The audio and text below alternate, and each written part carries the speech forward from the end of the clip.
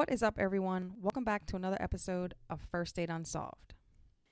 In season 1, I created a poll and asked if you all would be interested in hearing about the Route 40 killer, Stephen Pennell.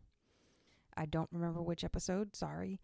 But I asked if you all would want to hear about Delaware's only known serial killer, because at the time, I was under the impression that he was Delaware's only known serial killer. However, I quickly got schooled, and I found out that wasn't the case at all. And I discovered a man by the name of Keith Gibson, who we will cover in a later episode, probably next season at some point. And I also learned about a raggedy, ruthless, and repugnant woman by the name of Patty Cannon. And I learned that not only is she the first known serial killer from Delaware, she is also thought to be the nation's first female serial killer.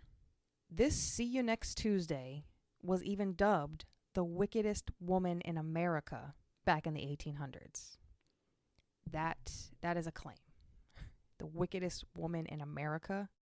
You have to be a foul creature to get that title.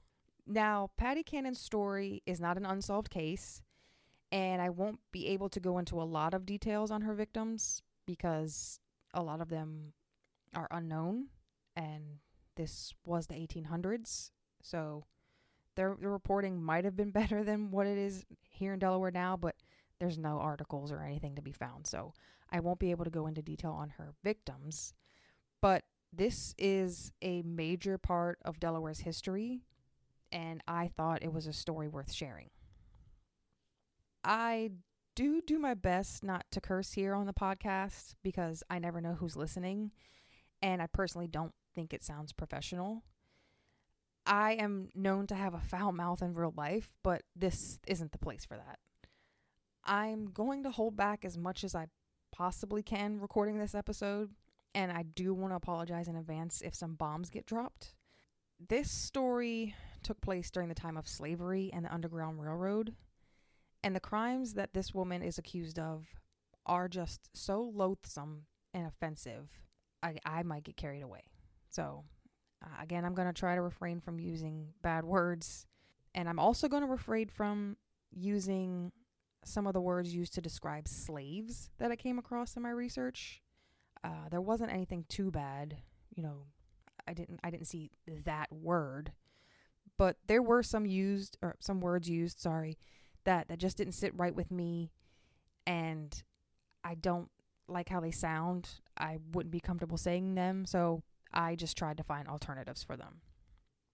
And there are actually at least 2 books written about Patty, but I found out that both were more fiction than fact, so I didn't, take time to look into those because I didn't want to get wrapped up in any tall tales, since it would be easy to mix up fact with fiction, and that's not my preferred method of storytelling here. So I didn't look up the names of those books. I didn't look into those books.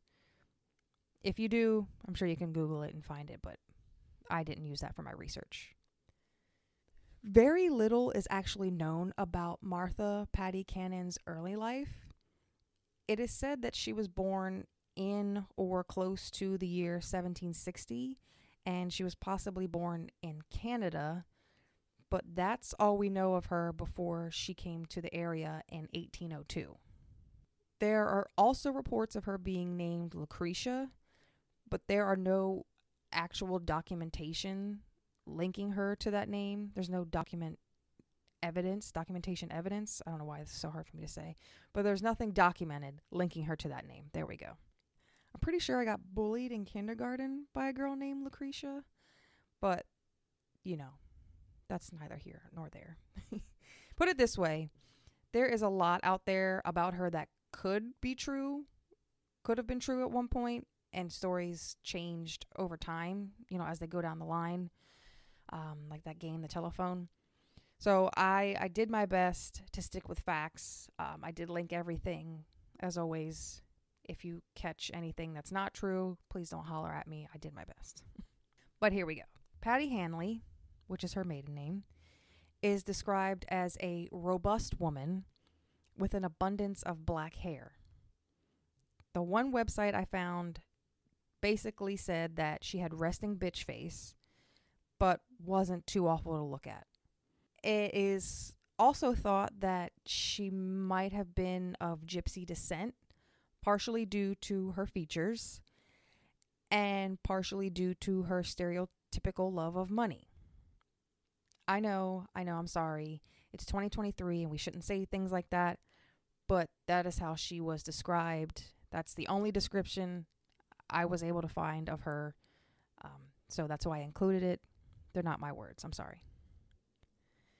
Now, raggedy old Patty made her way to the eastern shores of Maryland and met a mechanic by the name of Jesse Cannon. Patty and Jesse would eventually wed, had 2 children, and settled in the area of what is now known as Reliance. Reliance is a community located on the border of Maryland and Delaware. The Maryland side of the community has portions in Caroline and Dorchester counties, while the Delaware side is located within Sussex County. After some time, no clue as to when specifically, Jesse Cannon passed away, and his death was very suspicious. Rumors were that his wife had something to do with his untimely death, but there was no proof of foul play. Just to jump ahead a little bit, Patty did eventually admit to poisoning her husband, so there goes that mystery. After Mr. Cannon's passing, this is when it is said that Patty took a job as a barmaid and a prostitute. She apparently even tried to open her own brothel at one point and used a tavern that she acquired as the location of the brothel. But because she was so unpleasant and had such shitty bedside manner, she had a difficult time attracting customers and didn't succeed with her little startup. One of Patty and Jesse's children, a daughter, grew up to marry not 1, but 2 unsavory characters. I couldn't find the names of either of the children, but Patty's daughter, I do know at least one was a daughter. Her daughter's first husband went by the name Henry Barrington. Now, Henry is allegedly the guy who introduced Cannon and her family to the lucrative business of slave stealing. This disgusting process involved the abduction of both enslaved and free African Americans, but I'll get more into that in just a moment. Henry Barrington was convicted in 1811 of slave stealing and was sent to prison, but escaped not long after beginning his sentence. Shortly after his escape, Barrington was back in business, and Henry and Patty planned to attack a slave merchant known as Rigel. The ambush didn't go as smoothly as Cannon and Barrington had hoped, and a shootout took place, killing Rigel in the process. This standoff must have made quite the commotion, because Henry was arrested promptly afterward, and he was sentenced to be hanged for Rigel's murder. Henry Barrington was executed on April 13th, 1813, and Patty's daughter would soon marry her second husband, Joe Johnson, who would become Patty Cannon's partner in crime. I'm going to backpedal just a little bit and talk some more about Patty's house. The area that is now known as Reliance was said to have been called Johnson's Corner at the time that she lived there. The Cannon home was built smack dab on the Delaware and Maryland line, and the saying is that it was done that way so that if authorities from either state attempted to pay Patty a visit, she could simply walk into one of the other rooms located in the other state and avoid capture due to her being out of jurisdiction. So let's say front half of your house, your front door is in Delaware, back half of your house, back doors in Maryland. If someone from Delaware, Delaware State Police come knocking on your door, you just got to run to the back, walk out the back door, and you're no longer in the state. They can't cross state lines. Boom. Joe Johnson's home was built within yelling distance of Patty's house, and that was known as Joe Johnson's Tavern. Now, I can only assume that Mr. Joe Johnson and his brother, Ebenezer, were quite popular back then because the town was called Johnson's Corner. It was essentially named after them. So that's my assumption, at least. The tavern is where the people who were captured by the Cannon Johnson gang were kept until they were ready to be transported and sold. The house is said to have had secret rooms where victims were chained up and held, possibly even tortured during their time there. And when I read this and I heard this, it reminded me of Delphine Lalaurie from American Horror Story Coven, that torture addict she had. I was reading that, similar things that you see in the show probably went on in Patty Cannon's house. Nothing too crazy like a bullhead on anyone's body, but it's giving American Horror Story Coven, and that's pretty messed up. Part of the slave stealing trade took place on what is called the Reverse Underground Railroad. Slaves belonging to Cannon were forced to spread rumors about their house being a safe space, a place where runaways could go and take refuge and hide out. They were lured in with the thought of freedom, only to be snatched up and then sold further south so that traders could make a profit. Another plan that was specifically successful for Patty's clan was to promise African Americans a job as a crew member on their boat. Delaware and Maryland, there's a lot of waterways, the Chesapeake and whatnot. Runaways were offered what they thought was legitimate employment, and once the unsuspecting men and women were on board and below deck, they were captured and then turned over to Patty to be shipped off and sold. It wasn't just runaways that were in danger when it came to the Cannon Johnson gang. Free and already enslaved men, women, and children were also at risk. You're already a slave on a plantation. Your life is miserable. You're still at risk of being snatched up by Patty and her goons. That blows my mind.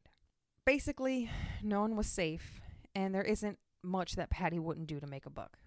It is estimated that the gang kidnapped roughly 3,000 Black Americans during the Reign of Terror, and some popular areas for kidnapping escapees were New York and Philadelphia, because it is said, the many rivers and waterways that run through there were frequented by escapees, by runaways.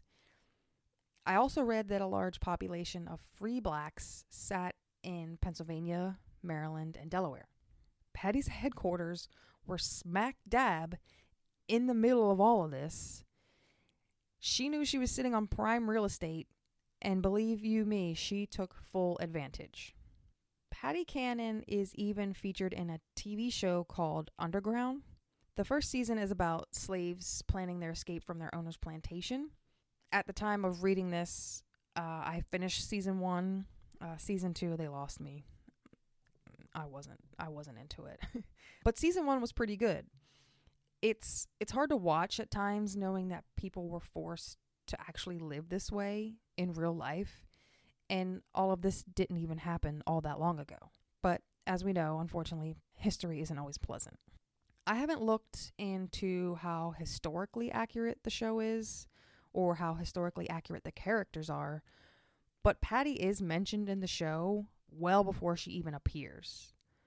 While I don't like the fact that she gets any kind of recognition at all, it just goes to show you how active she was during this time in our country and how feared her and her gang were. We are all well aware that the nauseating but legal act of owning and trading slaves was a booming business in our country at one time. As awful as that is in itself, the show also showed me how many men turned to rounding up escaped slaves as a profession. The movie Django Unchained comes to mind because the opening scene shows Jamie Foxx as Django and 4 other men shackled together, walking in a line. The 2 white men on horseback are slave traders who purchased the 5 black men, but this scene was also common when men were hired to track down and bring back runaways as well. It was quite a popular career path back in those days, because selling slaves back in the 1800s could earn you between $200 and $300. Today, that would be between $4,800 and $7,000. It's lucrative and quite deplorable. I'm sorry. And I think we can all agree that you have to be a certain kind of cruel to make a living off of hunting down humans and forcing them into a life of pain, sorrow, and punishment. Even with what I've just mentioned about the gang's activity, that doesn't even begin to scrape the tip of the iceberg. Patty is categorized as a serial killer for a reason. There's no way to know for sure just how many lives she took, but it's fair to say that you don't get the reputation of wickedest woman in America just for poisoning your husband. It's reported that on her property, Cannon had her own private cemetery just for her victims. The gravesite was the final resting place for an unknown number of Patty's victims, and the saddest part is that a large majority of those victims were small children and infants. It is said that while waiting to be transported, if any of the women being held at Patty's Tavern had children with them that were too young to profit from, they were discarded and never seen again. The most horrific example of cruelty that I came across while researching this monster involves her becoming so irritated with a crying infant that she snatched the baby from its mother's arms and flung the child into a fire. She yanked this child from its own mother's embrace and threw it into the fire like you do a burnt marshmallow. I've had to record this. This is the second time I've had to record this just because it didn't flow so well the first time. First time I got choked up, and now I'm getting choked up again. Like, that is, wow, I don't have words for that. I don't even think there is a word in the English language that accurately describes an evil like that. It's terrible. Now, it wasn't the cemetery, but bodies being discarded on the property is ultimately what took Patty down and brought her to justice. Cyrus James was one of Patty's slaves, and I think she took a liking to him, maybe because he was mixed raced. I heard or read a few things that he was mixed, so I don't know if maybe that made her like him more. I don't know. I don't have details on why he was chosen, but he was purchased by Patty at the age of 7, and he was forced to be her little lackey to carry out some of her dastardly deeds. In 1829, after a tenant farmer discovered human remains inside of a blue chest buried out in the field of Cannon's property, Cyrus was detained and brought in for questioning. Cyrus either buckled under the pressure or he decided enough was enough because that guy sang like a canary. One example that James recounted involving his master, Patty, was of her carrying away an injured baby in her apron only to return empty-handed. The baby was never seen again, and it is assumed to be one of the many resting in Patty's garden. So the baby was injured somehow. I don't know how, but it probably crying. And she just wrapped it up in her apron, walked away, and came back empty-handed. I can't even imagine what that poor child suffered. It's crazy. Cyrus led authorities to the property, and the remains of 3 children were unearthed. So with that, along with Cyrus's strong testimony, it was enough to arrest, convict, and sentence Patty to death.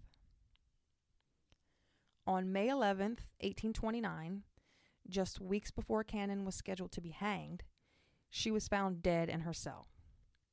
It was determined that she had taken her own life by poisoning herself, just like she did to her husband years prior. She was such a coward that she couldn't stand to be publicly shamed and hanged for the awful crimes that she had committed, so she ended her own life. She was estimated to be about 70 years old at the time of her death. Too old to be acting like that? I don't know. She's just foul. Big bad Patty Cannon wasn't so tough after all. She's a coward. What a punk. Patty's body was buried outside of the Sussex County Courthouse until 1907, when her remains were removed. A courthouse employee was rumored to have taken her skull as a souvenir. In 1961, a skull was donated to the Dover Library, and the benefactor claimed that the skull belonged to Patty Cannon. The skull was placed on display in Dover for some time, but today it resides in the Smithsonian in Washington, D.C. I was actually able to find a picture of this. Pretty weird, but I'll share it with you guys, so look out for that on socials. And that's that. What a wild ride, huh? I know I say this at the end of every episode, but Patty's story really makes you realize that some crazy stuff actually does happen here in Delaware. So, just in case you thought nothing ever happened here, now you know you thought wrong. Bye, guys.